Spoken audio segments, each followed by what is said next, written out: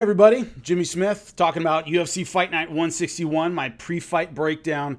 You can see the walker behind me right there. Yeah, I appreciate all the love about the hip replacement. I had arthritis in my right hip, so it was bone on bone for a couple years. I wasn't walking right. And when I got diagnosed with arthritis, they said you're going to need a new hip eventually. It's just a matter of when you want to do it. So I trained with it and trained with it and trained with it until I couldn't really walk well at all. And so I decided to get the surgery, which is the only thing you can really do about it. So it's been fantastic. I'm walking well now. Everything's good. It was last Friday. Today is Tuesday. So I'm healing up quickly. I'm doing my exercises. Everything's good. So thanks a lot. Appreciate it. But I haven't really needed the walker very much. So I've been getting around well without it. So that's why I did it. I have arthritis. And obviously years of MMA have worn my hip out. So anyway, enough of that. UFC Fight Night 161, the main and co-main are what I want to go over because I think they're both fascinating fights for a variety of reasons. Cub Swanson versus Kron Gracie. A couple things first about Kron Gracie. I think after Holger Gracie, he's the best in the Gracie family. He's the best of his generation. If you consider his generation essentially after Holger stopped competing, I think Kron is number one. I have been watching him since he was a blue belt.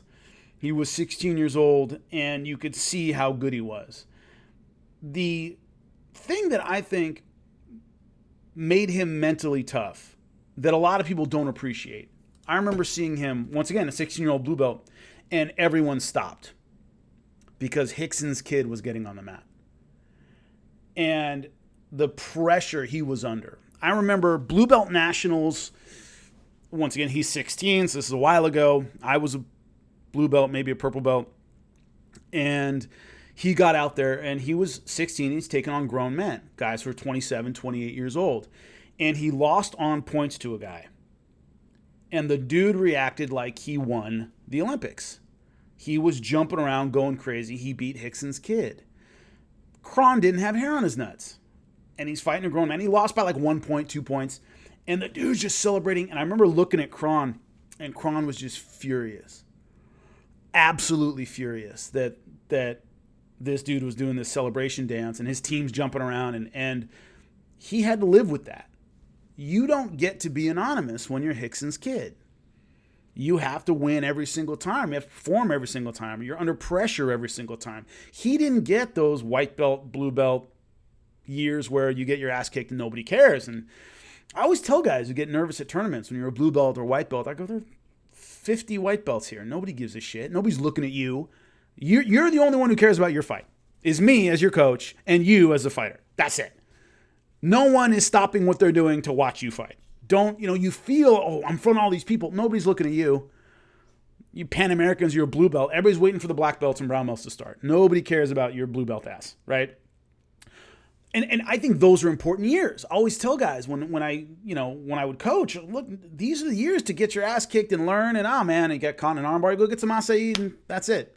Go to the open division, get another couple matches. Nobody's recording this. Nobody's writing this shit down. Nobody cares. Just get your ass kicked and learn and get better.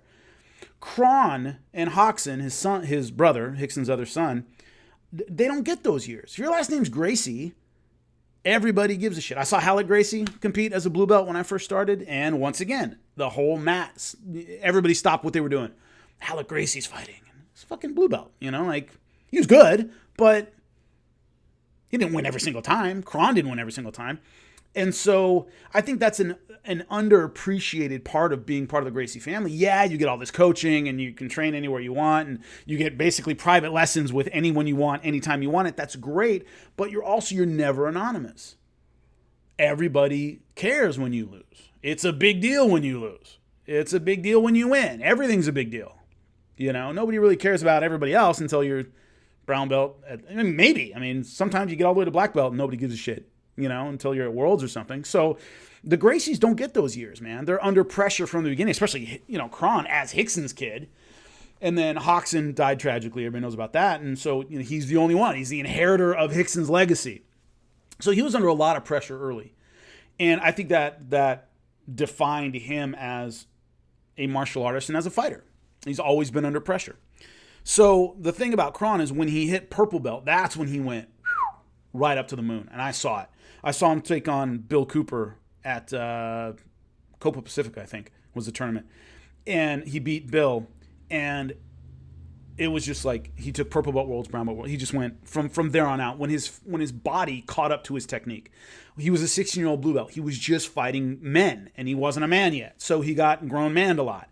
When he got to be purple belt, starting, 18, 19, he started, 17, his body started catching up. Then we saw that meteoric rise. And so the issues with him in terms of MMA, I'll go over them. First one is he's been incredibly inactive. He's fought since 2014. He's fought 5 times. Do the math. That's once a year. He just didn't fight much in the start of his career when he was in Japan. In the UFC, they're not going to allow that. They're going to give him a lot more fights. It's hard for him to stay with that schedule and be in the UFC.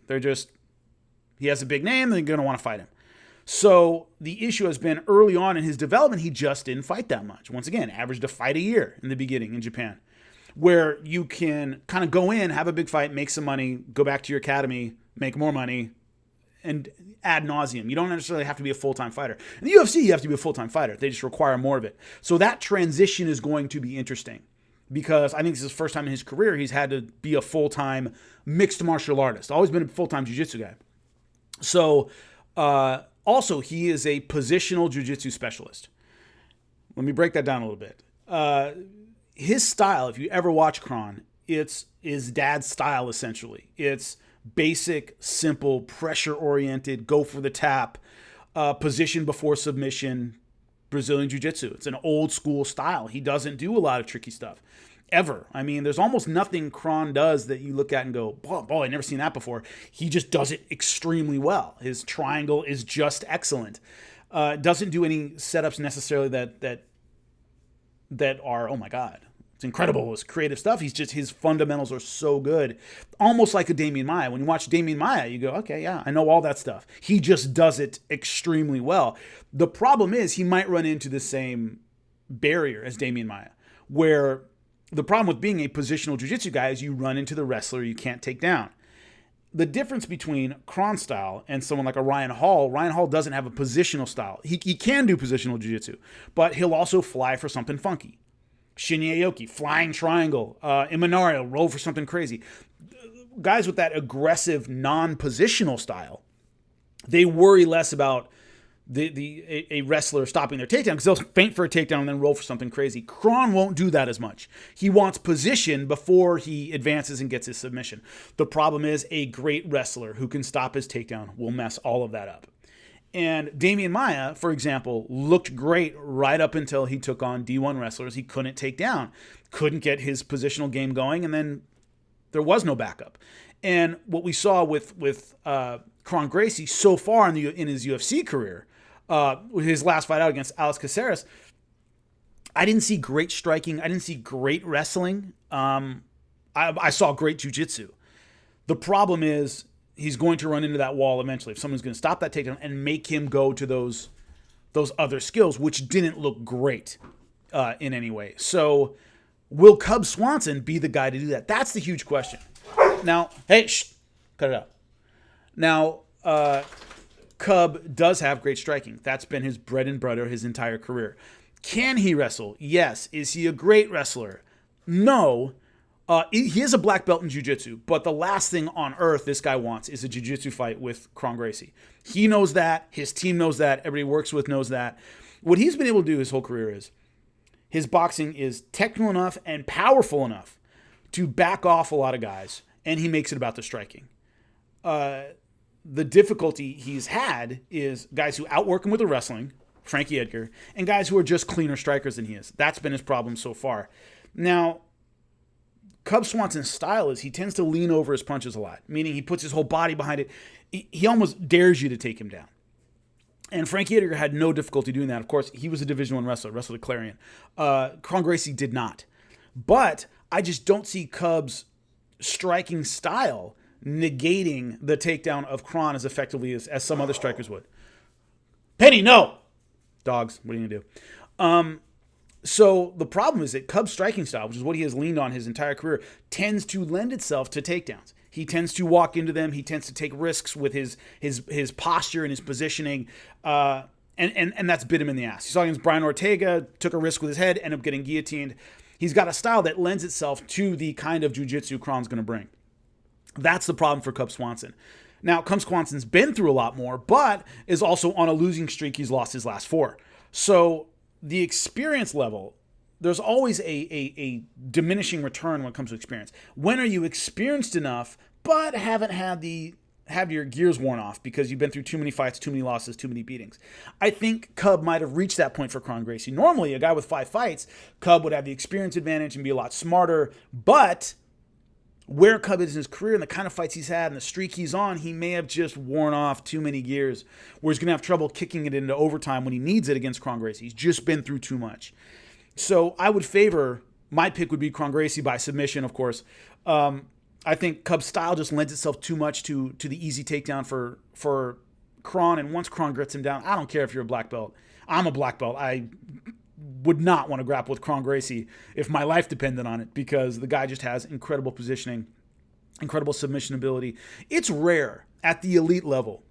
Now, the Marcelo Garcias, Kron Gracie's certainly one of them. He doesn't just win, he submits guys. He won Abu Dhabi, submitted everybody.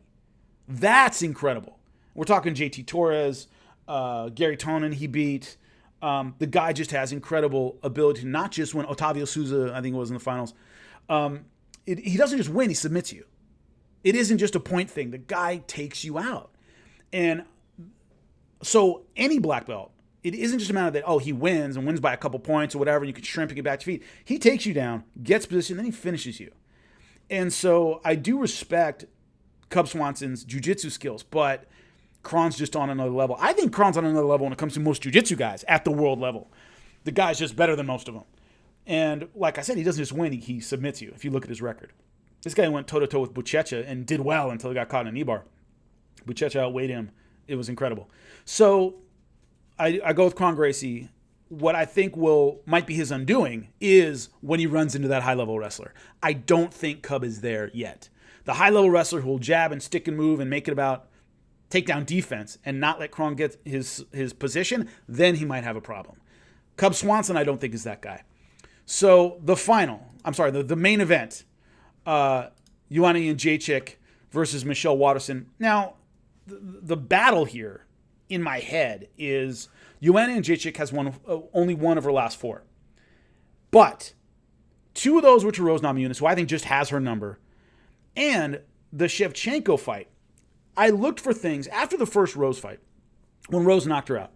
You look for that crossroads moment where this fighter's just not the same. She was great, undefeated up. This fight destroyed her confidence. She's just not the same fighter. I haven't seen that yet.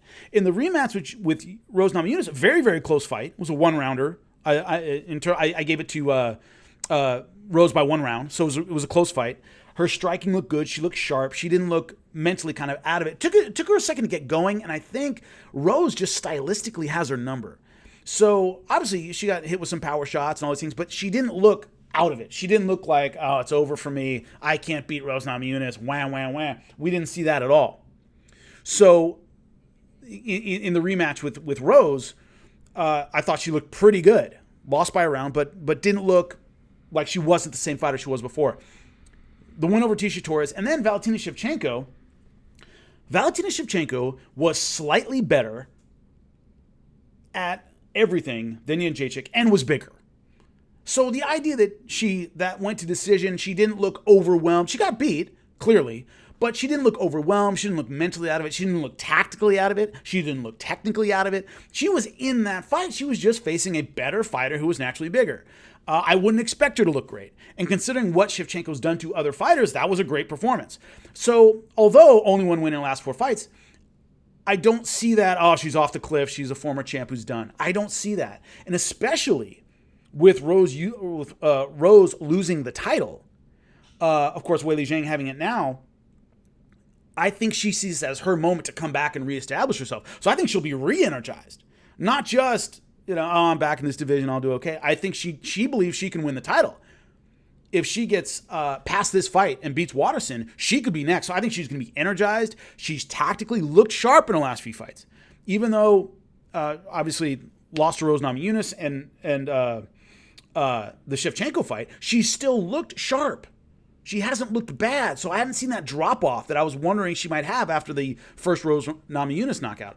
So when I look at Michelle Waterson's technique, I like her. I think she's good. I think she's solid. I think it's basically a stand-up fight. And I think Jedrzejczyk just has a little bit more in the stand-up department. Of course, Waterson has great kicks. She is good on the ground. But I don't think it gets there. I think it's going to be mostly a stand-up battle. I think Joanna Jedrzejczyk is technically better. She's a little bit more aggressive. She hits a little bit harder. And I really think she's going to be fired up. Waterson obviously has won her last 3, all by decision. Courtney Casey, Felice Herrig, Kovalkiewicz, all tough. But I didn't see, even in defeat, I'm seeing more of a spark in Jedrzejczyk that she really believes she can be champion again. So that really does it for me. I think all in all, I think Jedrzejczyk is generally the superior fighter to Waterson. But I also believe if she didn't have that spark of motivation, and Waterson did, and that might be enough. Jedrzejczyk might be enough of a confidence fighter that if she doesn't have that, and Waterson really believes she can be champion, and Jedrzejczyk is just doing it for the paycheck, I would have gone with Waterson. I really would have.